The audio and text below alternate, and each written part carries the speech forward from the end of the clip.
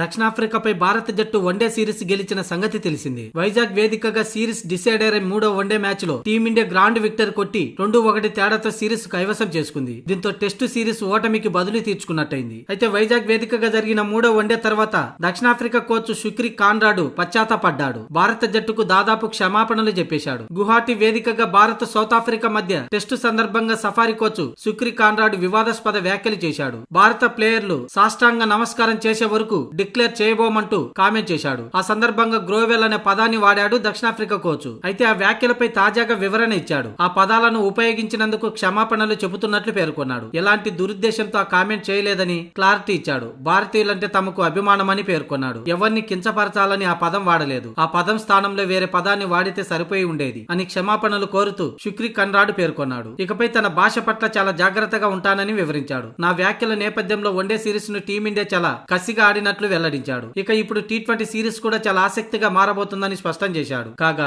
0-2 తేడాతో test series ను కోల్పోయిన భారత్ వన్డే సిరీస్ ను 2-1 తేడాతో కైవసం చేసుకుంది. ఇక ఇప్పుడు 5 టీ20ల సిరీస్ 9వ తేదీ నుంచి ప్రారంభం కానుంది. కటక్ వేదికగా తొలి టీ20 మ్యాచ్ ప్రారంభం కానుంది. ఇందుకోసం ఇరు జట్లు ఇప్పటికే కటక్ చేరుకున్నారు.